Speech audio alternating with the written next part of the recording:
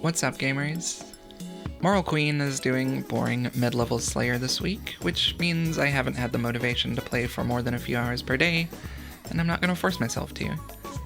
But that means the clips are slow and the content is boring, so I'm saving it to be massively cut down for episode 12 once I'm past the incredibly painful, slow mid-game Slayer grind instead of trying to make interesting content out of something I'm not interested in. However, since I'm almost past the biggest slug so far and about to unlock a few more viable and long-term methods that I actually enjoy, I thought it'd be a good time to stop and do a little recap for any newer folks and answer a few questions I've had pop up along the way and talk about some more stuff about the run. So at the end of last episode, we're at 1734 total with 498 hours on the clock. That's higher than what the in-game time is, by the way. I haven't reminded folks in a while, but the final time for the run will be the in-game time you see in the player overview tab. Even I don't know what that's at. Isn't that fun? But with world hops, logging out for respawns, logging out for 30 seconds of reading the wiki, turning it on before I hit log in, and after I log out, I'm pretty happy with the pace I'm at almost 500 hours. We got 75 rune crafting and the full Guardians of the Rift outfit, as well as the Abyssal Needle. We stole multiple generations worth of artifacts for DJ Khaled and stole from some dead Saradomin worshippers for 85 thieving. We barbarian fished for 84 fishing and the agility requirement for Sepulchre, which got us to 82 agility. Rampaged through the wilderness and got a good pile of Laren's keys and ran away from a ton of PKers along the way, of course, and moved out of the wildy to get up to 72 Slayer. Just so many of the early annoying things out of the way. The account is even almost finished with all of the quest requirements I need for the final few of the run, and the levels I have left are super easy to get done when I need them. We have almost all of the painful quests out of the way, gotten the annoying low levels up to a point where I can use real decent methods to make progress, got real methods for useful amounts of GP, now I just need the combat levels to catch up. You know, on most accounts, I just go sit at Nightmare Zone while I play another account and wait for higher combat levels before bothering with Slayer. And especially these days, there's so much RNG content and gear you can get to around mid-game.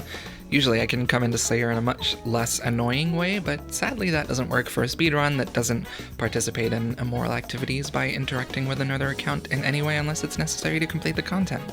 Welcome back to the Force of Habit. Point is, I want to do this efficiently with as little in-game time as possible. I can't be sitting at crabs for 25 hours getting 35k attack XP or running trash gear TOA runs hoping for an early fang or ring, you know? That said, we have gotten lucky on a few grinds that could have been incredibly painful to go dry on. In episode 1, the Gout Tuber grind took less than an hour, partly because I did it at such a low woodcutting level before going off to Wintertod, but mostly because I got stupidly lucky. Most people I think would expect to set aside like 2 or 3 hours for a Gout Tuber, and I've seen people go tens of hours dry for it, and I don't know what I'd do with the sunk cost fallacy of going dry on something instead of just dipping and rerouting. Stuff like the Dragon Defender and the Black Mask too. On my last 2 accounts I went hundreds of kills dry for the Dragon Defender, over 800 on my UAM, and both of them took 1500 Cave Horror kills or more for the Black Mask. I was kind of scared of the RNG grinds at first, because my luck streak has previously been pretty bad, save for the occasional low kill count enhanced seed or a lucky pet. I got a little PTSD from waiting 217 chambers of Xeric KC for a purple on my UIM. It's hard out here. But so far, I mean, all of the actually important RNG has been great.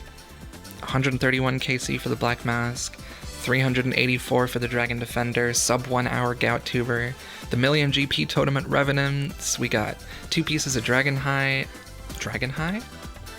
2 pieces of Dagon High from the Laren's chests, and hey, I'll tell you here, because if you've got this far, you're clearly into the series, I just got an Eternal Gem from a Big Booty Bloodveld and made an Eternal Ring. I usually don't want to do spoilers, but it's surrounded by boring Slayer content I don't want to force onto you, so there you go. You're welcome. And I got it before 100 combat, which means it's even more useful because it has unlimited free Neve teleports before I can go to Duradel. I just love saving time when I don't even mean to. I even got a few things I don't think most people would have noticed because they were just put in between Slayer clips without me talking about it because they just do nothing for the run. There was the Skeleton Champion Scroll I got at 113 kill count. Hill Giant Champion Scroll at 111 kill count. And a Lesser Demon Champion Scroll at 248 kill count. More recently too, since last episode and even after the Eternal Gem, I got 2 Obsidian Capes and an Obsidian Maul from 156 Zarkets, which are both 1 in 512 drops. And I'm so sorry, collection log people. But even small things like Tree Seed RNG from Birdhouse runs, supply drops from Wildy Slayer, good RNG on quest bosses, it's been really nice so far. That said though, I think people worry too much about the small things. I mean, pardon the cliche, I guess, but like when people ask me why I would alch nature runes instead of alch runes because they see it as wasting all my money anyway. But things like that really don't matter in a run like this. Sure, I'm gonna need nature runes and magic XP later, or I could have sold them to Ali Morrisane for GP or whatever, but in the long run, I'm gonna be doing ZMI to 99 rune crafting, Sepulchre to 99 agility. Those alone give me more nature runes than I'm ever going to use, and they don't sulfur enough to GP to worry about hoarding them when I could use them to my benefit. Sure, if I alched air runes, I'd have only used 1 nature rune, but I also would have gotten 2 GP. At the time, I needed magic XP, I needed to make money while I was doing things that cost money, and I had a giant stack of nature runes from Guardians of the Rift, so why would I not get 108 GP per alch from runes I didn't spend money on? I even alched blood runes, soul runes, even a few law runes. I think what people forget is that this isn't the kind of speedrun where you're... Well, not even speedrun, it's not even the type of account where you're trying to min-max some future nebulous goal like raiding enough to get a mega rare or collection log completion stuff. It's about progressing as fast as you can to the next step while also making sure you set yourself up for the step after that. If I didn't alch those nature runes, I would have had less money in my kingdom, which means I'd have lower herblore and fletching and construction levels, because I can't just go off and decide to do some low XP but decent GP thing when there's so many ways to keep making money while I do other things. What's that thing they say about it being a marathon and not a sprint? Whatever it is, it's pretty much that. A few people have commented that they think parts of the run are wrong or sus, or they would do it differently or whatever. Things like doing Winter Todd or Wilderness Slayer, but I think it's hard to quite see what goes into something like this from like the videos alone, which is why I'm making this one, I guess. The planning of something like this is so stupidly in-depth, it's hard to give one specific reason why something is a good or a bad thing for me to do, because that's not quite how you plan this kind of thing. I spent maybe 3 to 5 hours every day for close to 2 weeks making spreadsheets with hundreds of steps on each page, trawling over wiki pages and compiling lists of random garbage I had to pick up to do some random thing 100 hours ago that I completely forgot existed. It was kind of fun. It's like playing the game without having to actually do the grinds. I fudged a few of the steps into different orders and have moved some of the parts of the plan around to better fit where the account actually is at that stage, but it's all planned forwards and backwards and added onto and mathed out and cross-checked with people who are much smarter than me. I'm not saying it's perfect, it's pretty far from it, but when I get questions or criticism about something I've done in the run, I can choose to go into a 4-paragraph explanation on why I did it that stretches out 400 hours from now and tells you exactly what's going to happen in all the videos, or I can just choose to let them think I suck. The second one is a lot easier. I don't think I'll ever release my spreadsheet for people because it's tailored pretty specifically to my brain and I don't want to subject you to that nightmare, but I may at some point go over how I choose whether something is worth it in the long run. Perhaps a big video after the run is over where I go over some of the big stepping stones along the way and how I chose them over other things. People might like that, but it'll definitely be a while. The other thing is, this speedrun is so long and has such a widespread goal that you can make such hugely different choices in the routing to get there and still not make that big of a difference in your time. Maybe you did it differently and you think it'll be faster, but you don't know until you do it, so go do it yourself and prove that I did it wrong. I'll subscribe. Oh, just as a quick side note, I've had a few people ask about the music I use, because I just constantly pick banger tracks with my amazing and perfect taste in music, of course, so I'll just say here. I'm working on making a playlist with all the songs I used, but the first 7 episodes were all recorded on a computer I can't get to right now, and I can't be bothered going through the videos and trying to match everything back up because I'm terrible at remembering track names. It'll happen one day. This segment is called Nobody Asked, but I'm going to tell you anyway. Here's how I would improve Slayer. 1. Delete it. It's for the best. If that's not possible, then 2. Add preferred tasks. I know people use it to get more XP per hour, and I'm okay with that. Let me make it easier to get a Kraken task the one time a year I want one. Number 3. Task shorteners. You know, like the task extension unlocks, but you pay 500 points to reduce the max amount they can assign from whatever monster. Please, anything that helps me cope. Number 4, Slayer bracelets that hold more charges like a Ring of Suffering, because it's 2023, come on. And finally, number 5, let us pay a chunk of points to pick a task we want. Please. The Slayer task system is so annoying and makes it so hard to get into a rhythm with Slayer, I mean, for me personally anyway. I just want to be able to pay to do a task we like sometimes. Maybe it doesn't reward Slayer points, maybe it's super expensive so you can't abuse it for point boosting, I don't know. I know you can pay to store a streak for the future, but that's also kind of stupid in my opinion. I just don't like Slayer. I'll die on this hill. Slayer sucks. Thank you for coming to my TED Talk. The sailing question has come up a few times.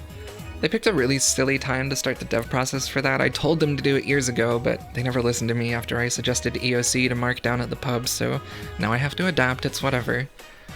But it's pretty simple. If sailing comes out before I get a Maxcape, I take a break for the metas to form and fit it in wherever I am in the run as efficiently as I can. If I get the Maxcape before sailing comes out, which I'm pretty sure is going to be the case, like a year of polls and Reddit threads and surveys and repolls and discourse, and I'm already tired of it. But if I get the Maxcape before sailing comes out, I log out straight away and I wait. Basically, that'll be the time of the run. But again, once the metas form and I've made a plan, I log back in and do another episode or 3 getting 99 sailing as an epilogue or something. Originally, I was planning on gearing the account up and going for post-max PVM and XP goals, but sailing kinda messed that up for me a little bit, messed up the narrative of the series, so I've gone back to the Mayhapsibly account that I made the Calvarian video with, who already has a bunch of side upgrade items, like we got a 1 KC D-pick and a 30-something KC Voidwaker blade, and hey, whatever. I'll max another Iron account, it's not that hard. I've had a few people ask if I'm getting burnt out from playing like this, and honestly, it's kind of the opposite. I genuinely love this game. I've been playing since I was like 9, and because the run is based purely on in-game time, I don't lose anything by just logging out when I don't want to play, and I'm okay with letting myself do that. Even with this med-level Slayer grind, it's not that I'm burnt out from the game, I'll go play another account or something, but the Slayer loop is just so incredibly boring to me, and it's even worse when you don't have access to decent tasks, so it's hard to session out 30 tasks in a day without getting bored and distracted and losing XP and time. Luckily, I'm almost past that point, and the account is starting to have so many options that I'm really excited about, but for a little while longer, she's stabbing worms and smoke barraging Dagonoths and logging out after a couple of hours. It just be like that sometimes, and that's okay. It is a little rough scheduling it all with the time spent editing and trying to start a YouTube channel with a consistent schedule where I can't use that time to AFK things to progress and having job obligations on top of that, but it's been going pretty well so far. I actually just got monetized the other day, which happened pretty quickly, and I'm pretty jazzed about it, and I really appreciate all the support you folks have given me. It means a lot. Hey, you could become a channel member now, or leave a super chat if you want to help me buy a better computer and sound setup, or watch my members streams in the future if you know, like, a cool and nice person who supports their favorite moral percent speedrunner. Plus, it's easier to justify the multiple full-time jobs worth of hours I put into the game and the editing and the channel if you can get a little support from it. So hey, got a plug, you know how it is. I left this for the end for all the real fans, big shout out, but I was incredibly nervous to start uploading content and trying to get people to watch it, and it's really been the opposite of my expectations so far. All the likes you leave, the sweet and adorable comments I get to wake up to, suggestions on how to make better videos, and all the well wishes for the channel in the future. It's been a lot and it happened pretty fast, and I just want to say thanks. So, thanks. I guess that's all I had to say, really. The Moral Girl will be back next week, and she's just so excited to see you, so come on back now, you hear? See you next time.